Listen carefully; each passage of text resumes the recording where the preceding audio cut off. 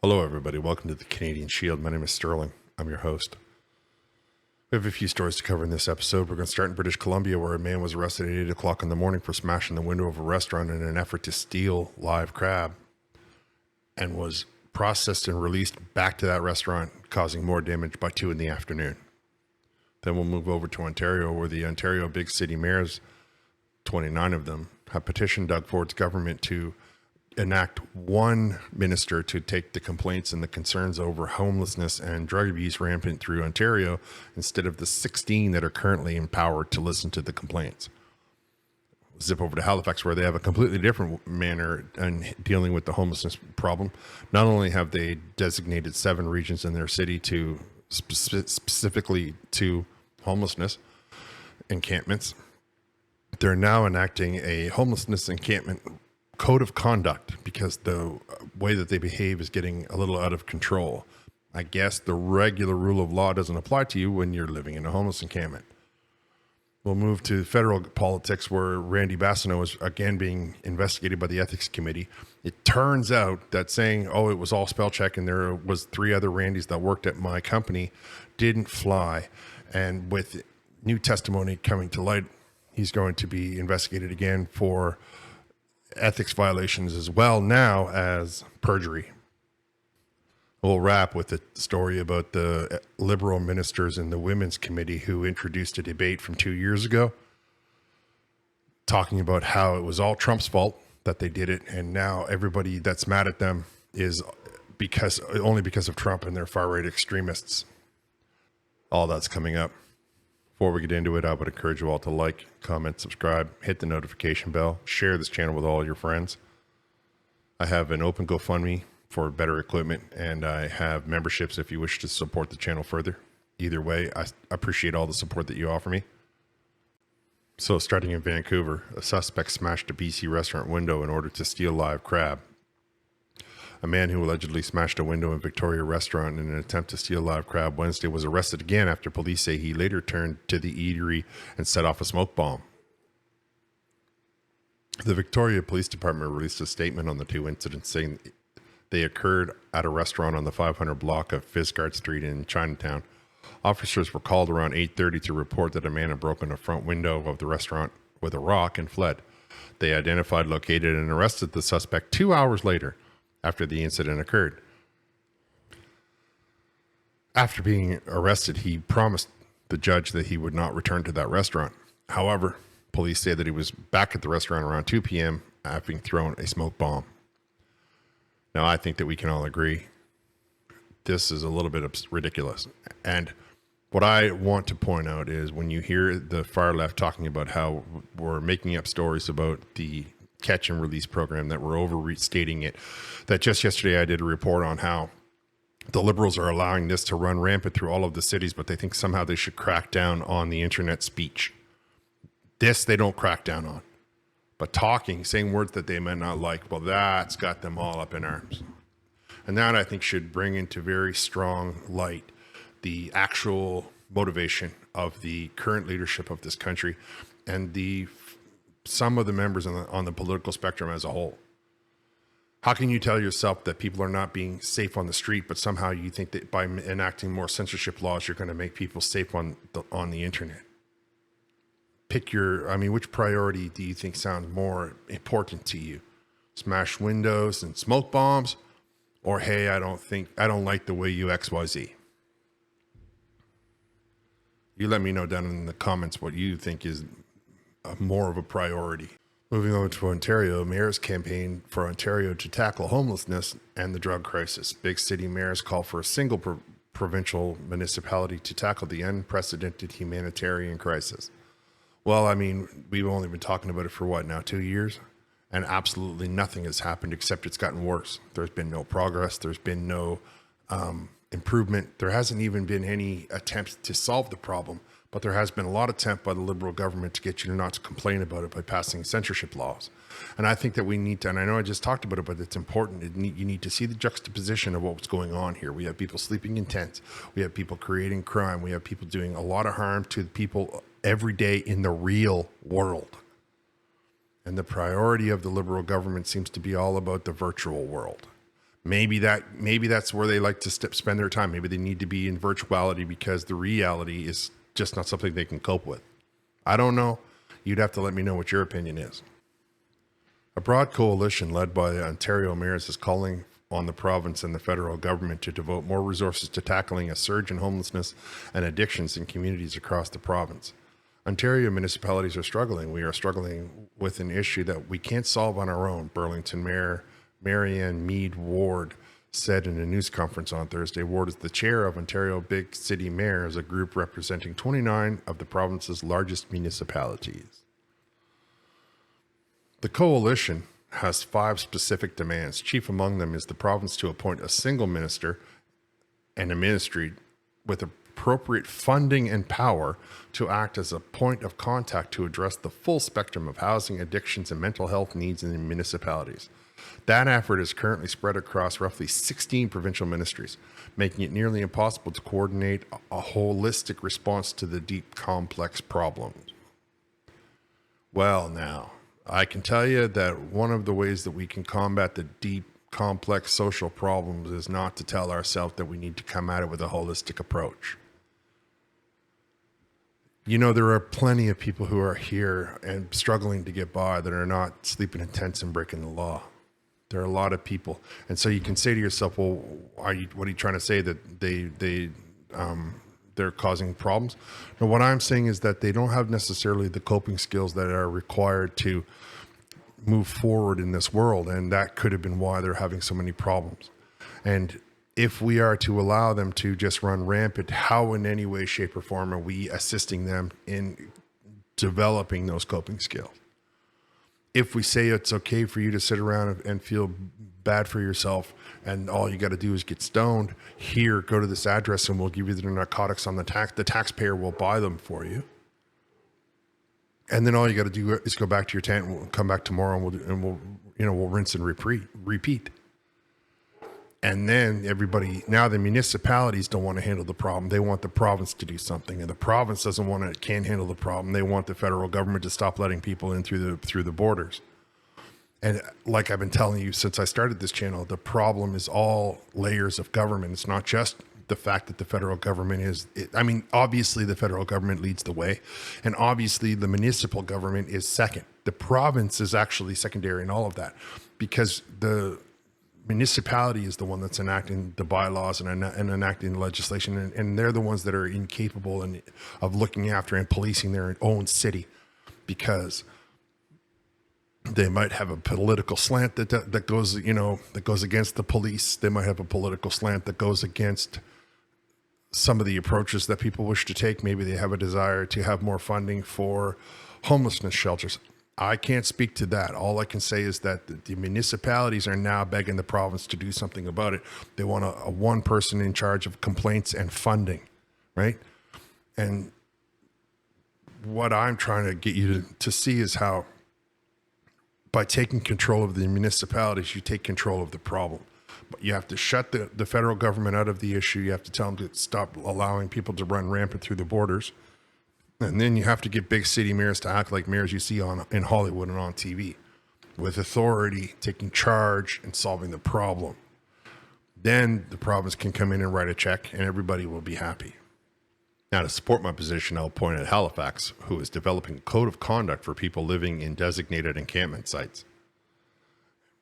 I can't even wrap my mind around the person that said, you know what we need to do? These guys are, pooping in the wrong spots. They're not doing their dishes right. They're robbing each other. They're fighting with each other.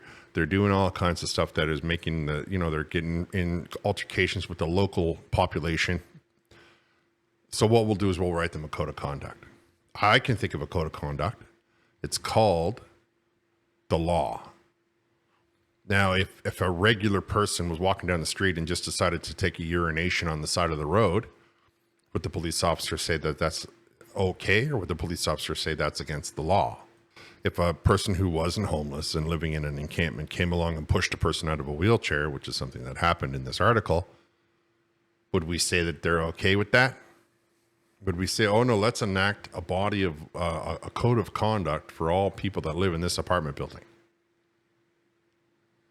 But we come back to it. Here we have a weak municipal government unable to cope with the problem, unable to solve the problem they have. They're waiting on handouts from the federal government for mass housing. They don't have anybody to build the houses. They don't have any place to put the people that are homeless. They are allowing people into the province, into the cities without having anywhere for them to live. And they're trying to run around and blame people like me who simply pointed out. But let's be straightforward. The problems are only getting worse because people think that they can handle it by being gentle. And I'm afraid to tell you that you can't. It's been what now? How many years? Halifax is in the process of creating a code of conduct for people living in the city's 6 designated encampments as concerns about safety from the people living in and around the site persists. So now if you live in a homeless encampment, the law doesn't even apply to you. You got to get your own body of laws, the code of conduct. A staff recommendation on the code of conduct was supported by the Halifax Regional Council at its June 4th meeting. The report noted the challenge with any rules or guidelines is the need for enforcement measures when someone doesn't adhere to the code. Shocking. You've got an individual who is scraping to survive. They're fighting mental addictions. They're fighting physical addictions. They're fighting mental problems. They sleep on the ground. They sleep in a tent. They have to hear the guy beside them do every kind of bodily function all night long. Many of them sleep with weapons because it's a dangerous place to be on the street, surrounded by people who are all desperate. And you think that what you're going to have problems with is enforcing the law. Excellent. So now we're creating no-go zones. That's all you're going to be doing, right? Because you're going to pick somebody who's in charge, and that person's going to mean that he's in charge and the police are not allowed in here. This is ridiculous. And this is because the city council doesn't have the strength to do something about it that will fix the problem. Absolutely. They just said, here, you can put your tent over there, and when the snow comes, we'll figure it out when that happens. I mean, even if we just look at the fact that this person was in June 4th and it's now into August at the time of recording, it's been 2 months and they have not built a single structure that can help these guys get off the road. I mean, you could have built you can throw up an aircraft hangar in that kind of time. They're only, metal structure, but they're off the road. They're out of the elements, and you can keep control of where they use the bathroom. They're not capable of handling this. That's the problem. I think that there's a lot of leaders in this country who are not strong. Anyway, I don't want to go too far into that right now, but I will say it with absolute certainty. I just think that we're electing people who think that being a leader is all fun and games. In reality, it's not. It's hard. It's a difficult job. And when things go wrong, you're the one that's responsible for it. The ethics watchdog is going to take a second look at the employment minister's business dealings after a new messages emerge. Randy Bastineau has already faced questions over whether or not he's still active in a medical supply business he co-owned after he was appointed to cabinet. I saw much of his testimony, and it was all about how his phone did autocorrect to put his name in like so many messages. I mean, it was ridiculous. How many words would you have been writing that they all of a sudden, they all autocorrected to Randy? That same word over and over again. But last week or so, we had people come to light that it comes to that this isn't all true. So he sat in front of committee and lied, which now adds the ripple of a person who's supposed to be honorable lying under oath to the federal government, which is not only perjury, but technically treason. Now, I don't know that they'll pull that out. I mean, he's a liberal minister, and of course, Jagmeet Singh will support him every which way he can. I don't see that the federal government should even be looking at talking or investigating it again. I think that charges should be laid, and then we'll let all of the laundry wash out in the trial. It's enough corruption from these guys. This is supposed to be the leadership of this country, and yet everywhere I look, I see people who are not strong enough to be leaders, not capable enough to be leaders, and not honest enough to be leaders. And they are leading all of us down a horrible path because they don't have what it takes to take the hard road and fix it. So I just think that Randy Bastineau should just be arrested and put in prison, await bail. Well, of course, it's the federal government, so he'll be out in 20 minutes. But at least he will be put on notice that this is a serious issue, and the rest of them will be put on notice that this is a serious issue. Right now, there are many of the 11 that are traitors to the country who are laughing because they don't feel like anybody's suffering any consequences for the knowledge that they know of. And I think consequences is about the only thing that they're going to respect. But I don't know. I mean, the ethics commissioner, ethics watchdog, he might have no teeth, and it might have to go to the RCMP. And everybody knows that the RCMP would rather target the news than target the MPs. So I did a report a couple of weeks ago about a committee meeting where it was the women's meeting, and how the Liberals had hijacked what was supposed to be an emergency meeting over the report of violent crime against women had increased 75% over the last 12 months. It was hijacked by the Liberal government, who wanted to switch the topic over to a debate that had been adjourned 2 years ago. And the Liberal minister is now feeling a lot of backlash. It turns out that people were upset about her, what I called deplorable behavior. Now, the Liberal MP blames the far right, Trump, after women victims stormed out of the committee. So these women showed up and they were completely and utterly insulted and humiliated by the Liberal government because of something Trump did. I mean, what kind of mental gymnastics are you going through to tell yourself that makes sense? And not only does it make sense, they penned an op. They wrote something down about it. The Liberal MP, Anita Vanderbilt, has penned a lengthy screed blaming the rise of the far right and claiming she doesn't feel safe after 2 survivors of abuse stormed out of a committee meeting in tears when the Liberals derailed their testimony. Vanderbilt is one of 11 MPs in the House. The Status of Women and Committee, which met in the summer last week, descended into chaos. In an over 2,500 word op-ed published in the news aggregator National News Watch, Vanderbilt claimed she was the one targeted with abuse as a result of the incident, and went on to blame far right and populism. Now, the article written by Chernoth goes on to say how this MP is claiming that, it was all a setup, that she didn't introduce she didn't try to derail the entire committee by talking about abortion. She was just set up by the far right in the Americas. Trump did it. Pierre Poilievre did it. It's all the conservatives' fault that she did this horrendous, horrible, disgusting thing to these 2 women that showed up in an effort to try and solve the problem of violence towards women on a huge increase in Canada. And I think that goes right back to the theme that I've been talking about. What kind of a leader is this? Not only does she do it, but she then tries to say that it wasn't her that did it. And if she did do it, it wasn't her fault. It was all set up. A trap is the word she uses. How can you trust a person like this? How can a person like this be trusted with your vote? How can a person like this be trusted to be looking after you, looking out for any of her constituents?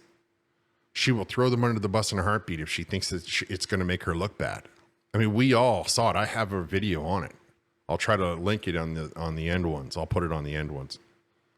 It's a terrible way to go through the government, to say, well, I did this thing, but it wasn't my fault. And if it was my fault, that's only because I was set up to do it.